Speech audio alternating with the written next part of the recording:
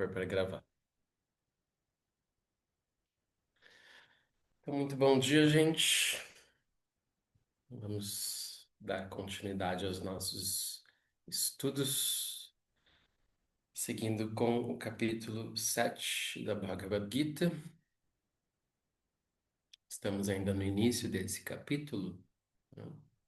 Então, hoje a gente vai percorrer mais alguns versos. Antes da gente iniciar os versos, eu quero só lembrar o tema que a gente está vendo, né? Então, na aula passada eu destaquei já para vocês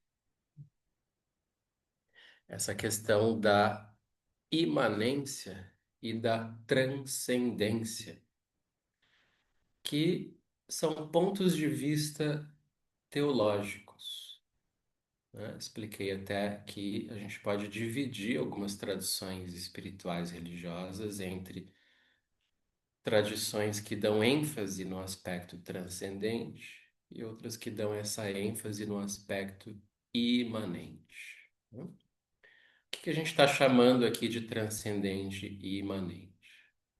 Lembrem que esses termos eles não aparecem aqui no texto da Bhagavad Gita, tá? Isso é uma interpretação teológica que vem, né, a partir de uma leitura das visões espirituais religiosas. Então, o que acontece? As tradições que a gente está chamando de imanentes, né, são aquelas que de alguma forma consideram que Deus está presente na natureza. Em outras palavras, que a natureza é Deus, ou que a natureza também é Deus. Então, nessas tradições imanentes, as coisas da natureza são vistas como sagradas, tá? A gente vai ver Deus nas planícies, nas montanhas, nos lagos, nos rios. A gente vai ver Deus presente no fogo, no sol, na lua.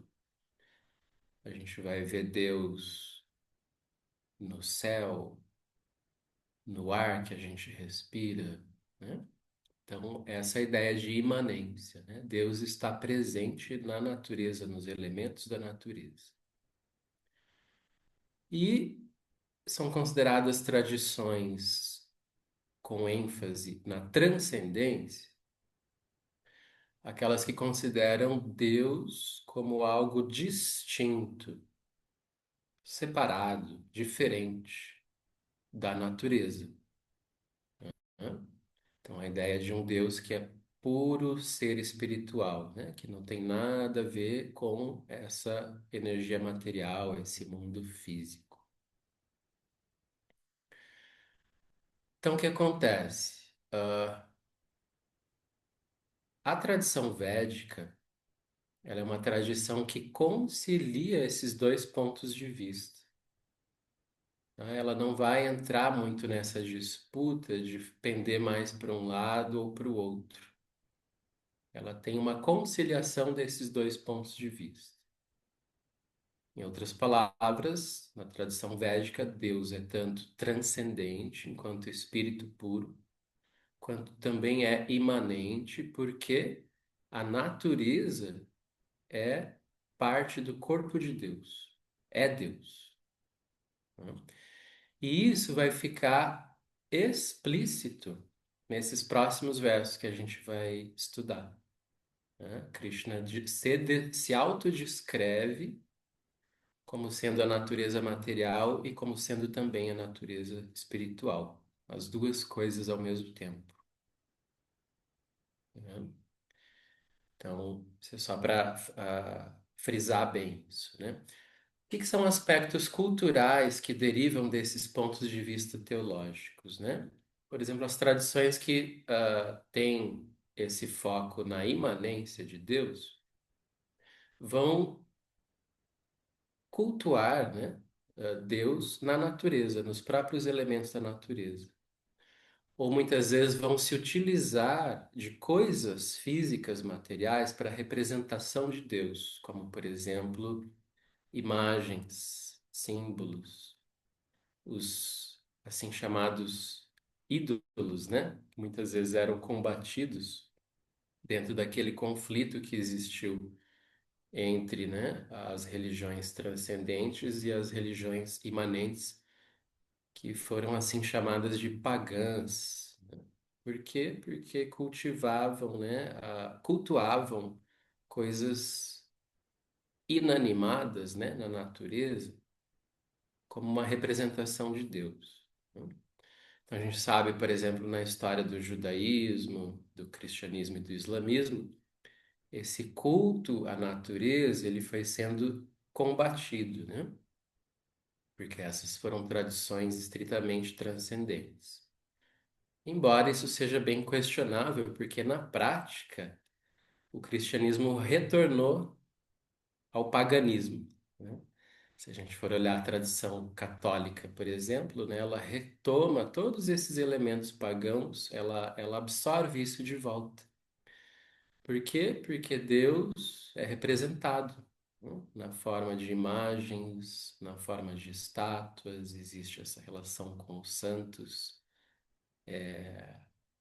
Se a gente for olhar, por exemplo, figuras icônicas, né, como Francisco de Assis, ele claramente ali cultuava, né, a natureza como sendo uma expressão de Deus, né?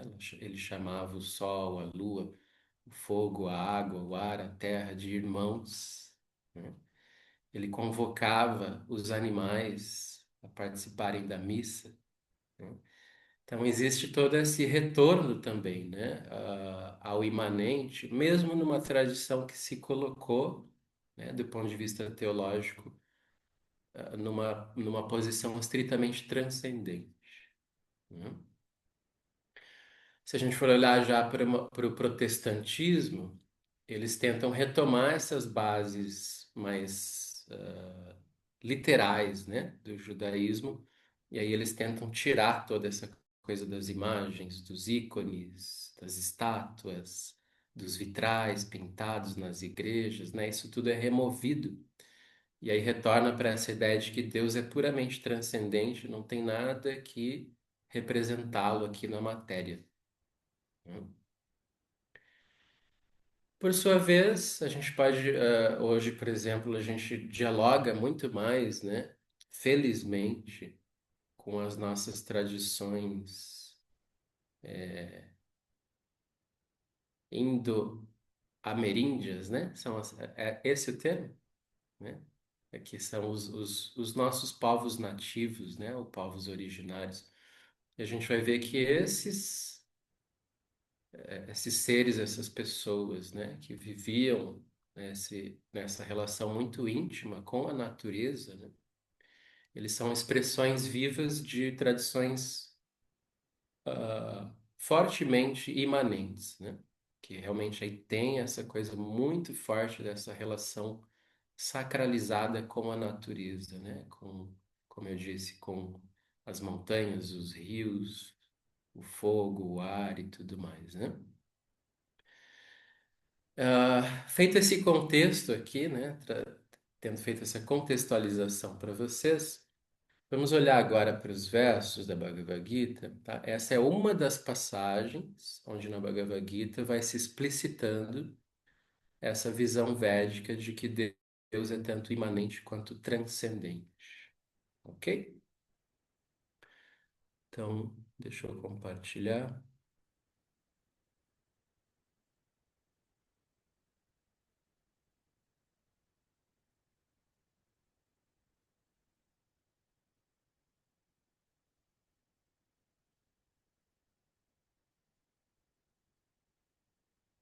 Na aula passada, a gente viu até o verso 3, né?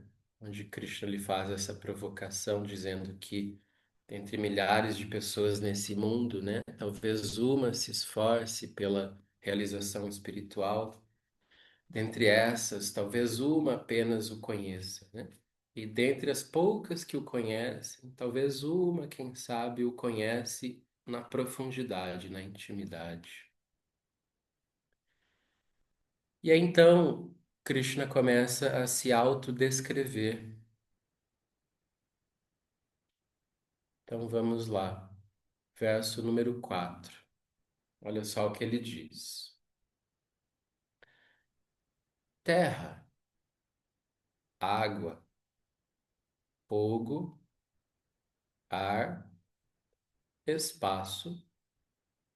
Mas vejam que no inglês aqui tá éter, né? A gente costuma traduzir mais como espaço.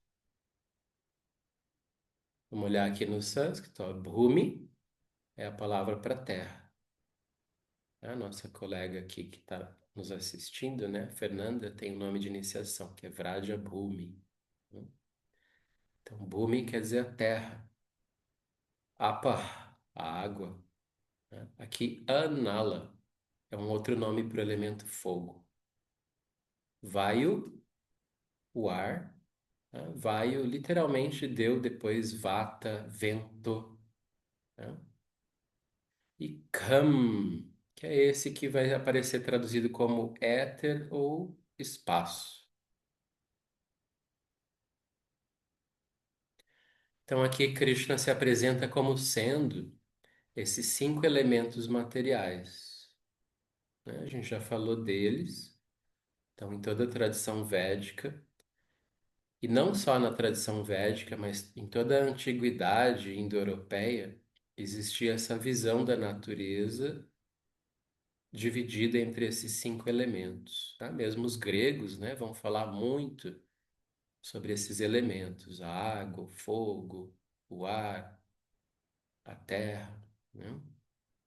Eles vão chamar, inclusive, esse espaço da quintessência, né, como sendo o quinto elemento. E aí Krishna continua essa descrição dizendo mana, né, que é a mente, buddhi, que a gente costuma traduzir como o intelecto, evacha tem esse sentido de também, e aí ahankara, que é o princípio do ego. E aí, bem didático, né? Krishna diz assim, ó, estas formam a minha natureza material. Então, o termo prakriti está aqui, né?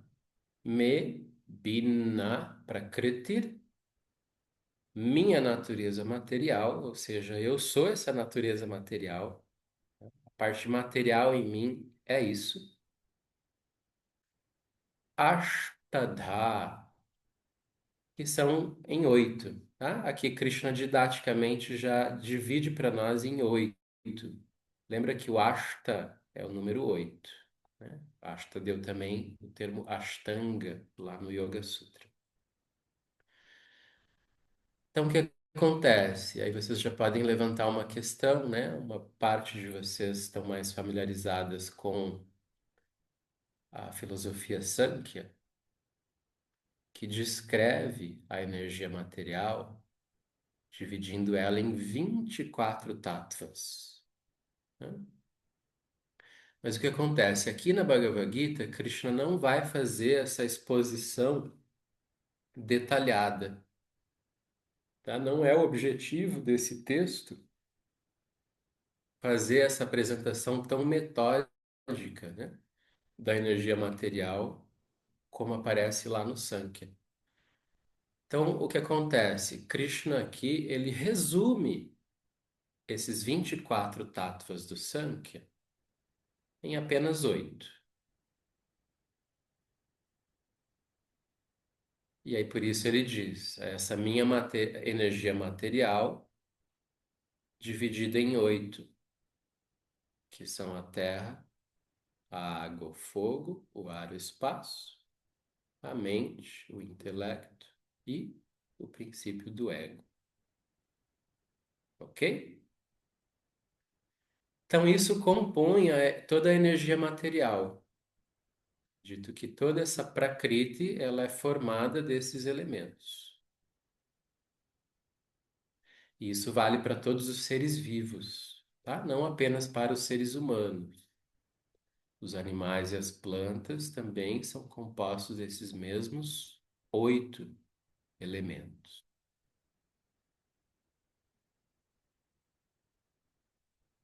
Aí Krishna diz, verso número 5: esta é a minha natureza inferior.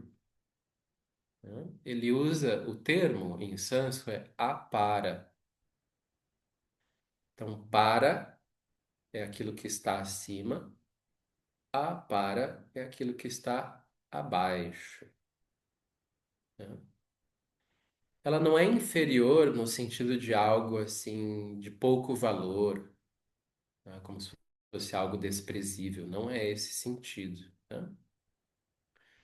Ela é inferior comparada a outra energia que ele vai dizer aqui agora, que também é ele, que é a energia espiritual. Tá? No sentido que é como se a energia espiritual ela se superpõe e a energia material ela se sobrepõe, né? Ela está ali como se fosse a base, né? Aquilo que serve à energia espiritual. Então ele diz que essa natureza feita desses 8 elementos é a sua Prakriti Apara, essa que está abaixo, né? E aí ele diz: mas, ó Arjuna de braços poderosos, né? O braços poderosos vive aparecendo aqui, né? Esse Mahabaho. Saiba que a minha natureza superior é diferente. E o que que é essa natureza superior? Tá? Que aqui ele chama então de para, né? Para aquilo que é acima, né? Essa natureza superior são as Diva Bhutas. Tá? Veja a palavra Diva Bhuta, que são as entidades vivas, os seres espirituais, traduzidos aqui como princípio vital. Tá? Life Principle seria essa ideia de o princípio vital, a entidade viva, tá? O ser espiritual através do qual este universo, tá? Este universo chamado aqui de Jagat, tá? Jagat é a palavrinha para o mundo material, tá? Esse que é formado de 8 partes aqui, ó, que ele citou no verso 4. Então, esse universo material, ele é sustentado, tá? Ele se mantém, ele existe em função do princípio espiritual, desse princípio de vida. Tá? A matéria sozinha ela é morta. A presença da energia espiritual na matéria faz com que a matéria aparente vida, como está acontecendo aqui com a gente nesse corpo, né? A gente tem um corpo que apresenta todos os sinais de vida. Se o princípio espiritual sai, ele se descola desse conjunto de matéria, ela deixa de apresentar vida. Né? Inclusive, o corpo ele não vai se manter mais nessa forma se o princípio espiritual não está mais ali. Né? Então, por exemplo, o que a gente vê nos filmes de ficção de zumbis, então os Walking Deads, né? Esses zumbis, eles são um personagem fictício, né? De uma matéria sem espírito. Né? Não tem ali a energia espiritual e a matéria de alguma maneira se mantém naquela forma, né? E sai andando para comer outros corpos materiais, né? Mas na prática a gente não encontra esse fenômeno no mundo. Né? Isso é só uma ficção, né? A gente não vê esses zumbis andando por aí. Que a gente percebe que qualquer corpo vivo, ele só é vivo enquanto existe a presença desse princípio espiritual. Por isso, esse termo, Diva Bhuta, ele se aplica justamente à energia espiritual presente na matéria, dando sustentação para um corpo material, tá? Dando vida, forma, estrutura para um corpo material, ok? E aí então, Krishna continua dizendo assim, ó,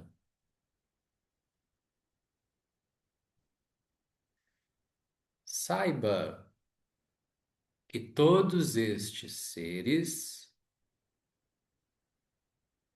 originam-se destas duas prakritis, dessas duas naturezas, ou seja, a natureza material e a natureza espiritual. Então, aqui temos esse princípio, esse grande postulado, né, da filosofia do yoga, do Sankhya, né, de que todo e qualquer ser vivo, seja uma planta, um animal, um ser humano, ou os devas, tá, os deuses, semideuses e outros tipos de seres aí extraterrestres que existem nesse grande universo, né? Todos esses seres vivos são formados de energia material, Prakriti, energia espiritual, a gente chama de Atma, Purusha ou Brahman, né? É uma composição dessas duas energias que formam o ser vivo. Assim como no próprio plano físico, um ser vivo ele só tem nascimento, como quando se juntam dois outros seres, né? Que vai oferecer ali uma, uma forma, né? De uma célula reprodutora masculina ou feminina, né? Essas duas se juntam para formar um novo ser vivo. Assim também é nesse grande universo, tá? Assim também é na metafísica. Dois princípios, o princípio espiritual e o material, se juntam para formar um ser vivo, ok? E aí ele diz: sendo assim, eu sou a origem e a dissolução de todo o universo. Por que que ele está afirmando isso? Porque se ele acabou de afirmar que ele é a energia material e ele também é a energia espiritual, ele é o ser transcendente e o imanente, portanto, ele é a origem e a dissolução de tudo,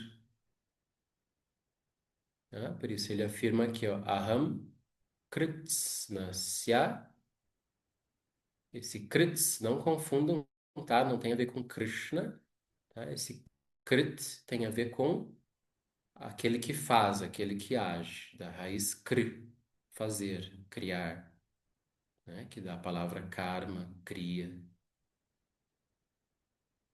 Então, Aham Kritsnasya Jagatah, né? Ah, eu sou, né? A causa do Prabhava, da criação, da origem e do pralaya, da dissolução de todo este universo, de todo esse Jagat.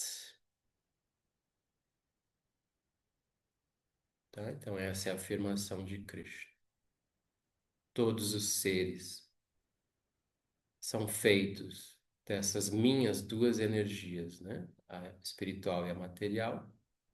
Portanto, eu sou a causa tanto da origem quanto da dissolução de tudo. E aí vamos só mais um verso, tá? Esse é um verso bem emblemático da Bhagavad Gita, famoso pela sua poética, né? O Krishna diz o seguinte, ó, verso número 7.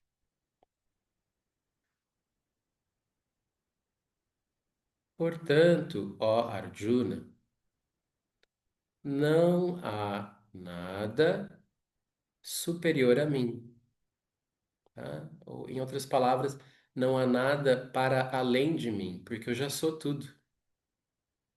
Isso é o que Krishna está dizendo. Como eu sou tudo, não há nada superior ou não há nada para além de mim. E aí, olha só, essa é a parte bonita do verso.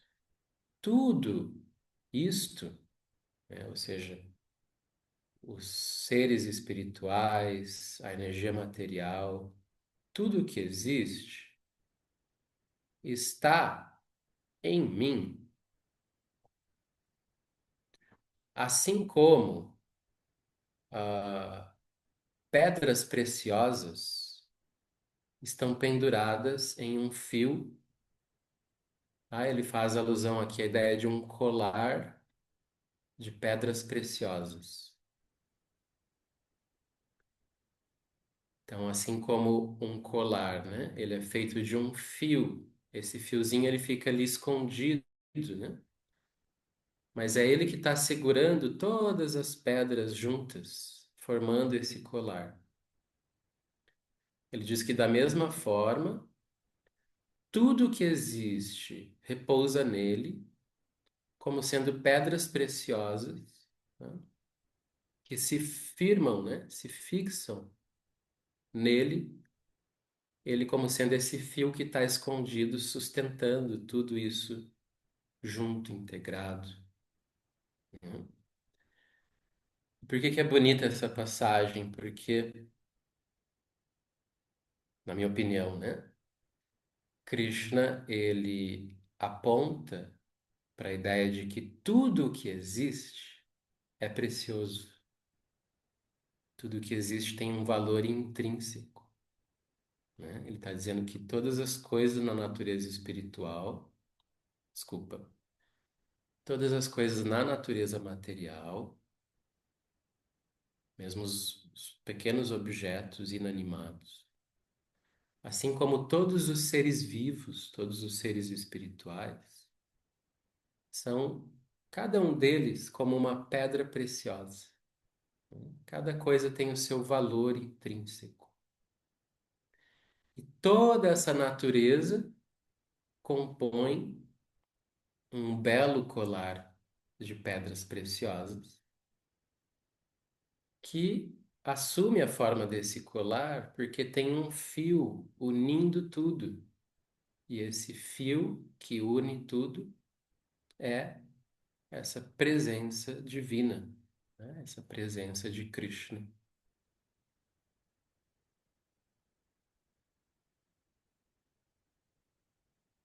Então, por isso ele diz, né?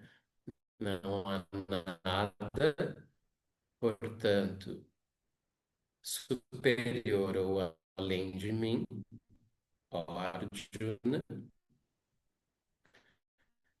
Tudo isto, entre parênteses espiritual, ah, está em mim, assim como pedras preciosas penduradas por um fio, né? Formando um colar de pedras preciosas.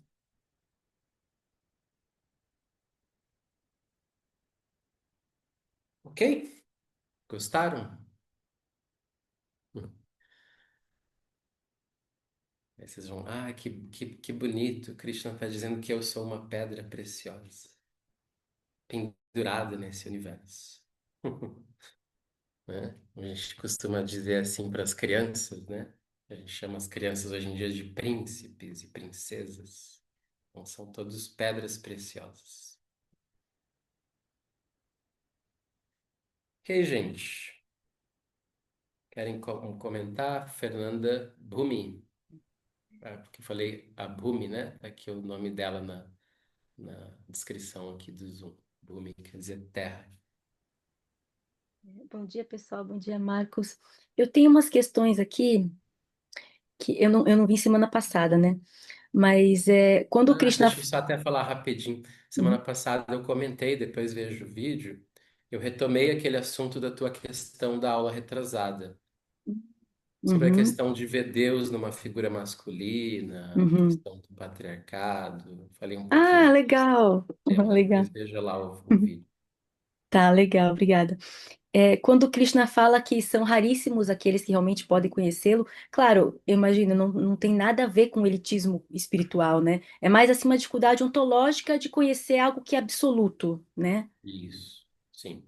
E quando ele fala, ele faz essa distinção da prakriti inferior e superior, ele não estaria fazendo uma crítica implícita ao Sankhya clássico, né? É mais uma didática, algo para Uhum. simplificar.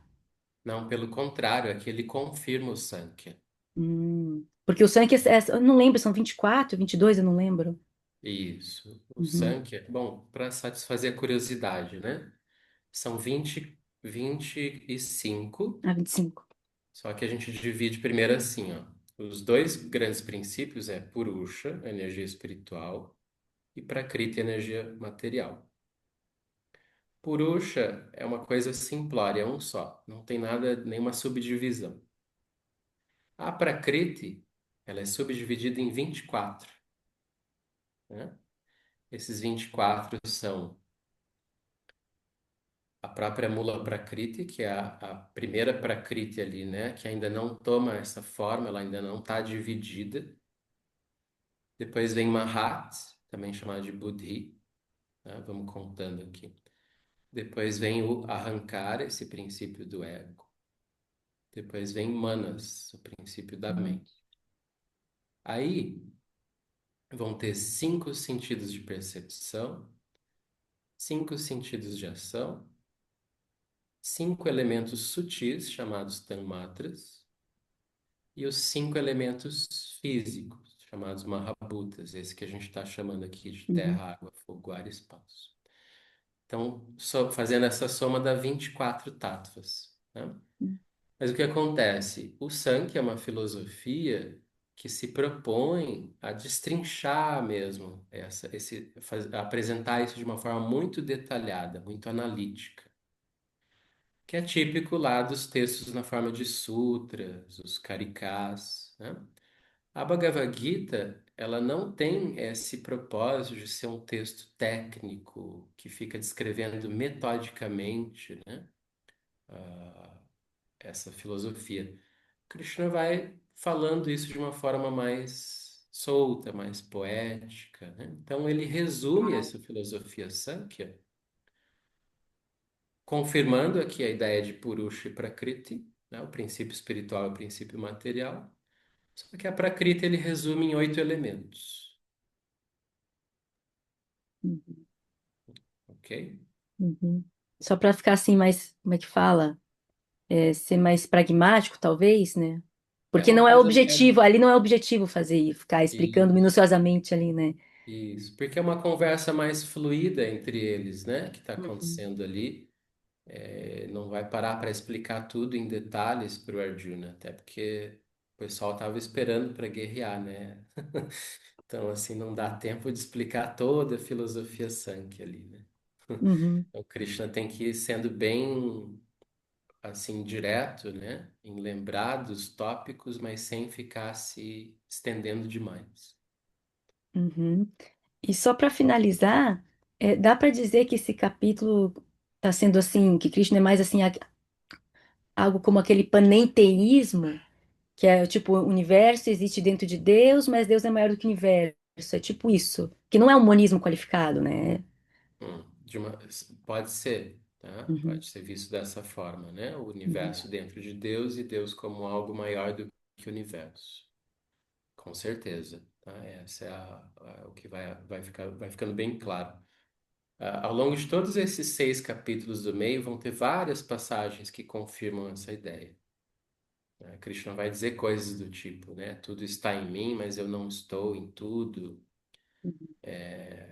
Ou assim, eu estou em tudo, mas isso não está em mim. Vários uhum. tipos de paradoxos ele vai É usar, que, né? Para mostrar essa ideia de imanência e transcendência. obrigada.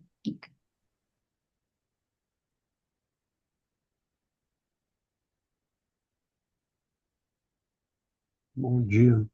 Bom dia, Marcelo. Esse Diva Bhuta que ele menciona ali no verso 5 é sinônimo de Purusha ou são coisas diferentes?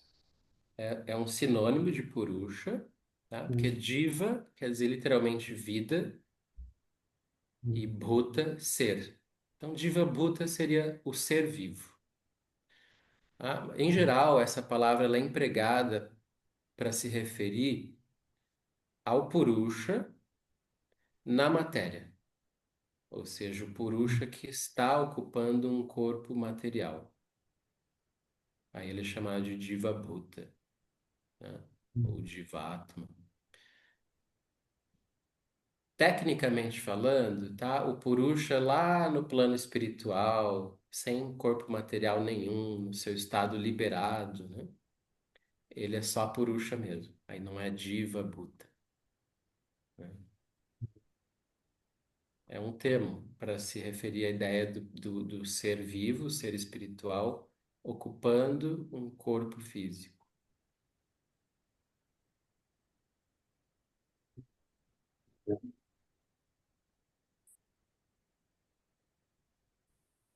Mais alguma questão, gente?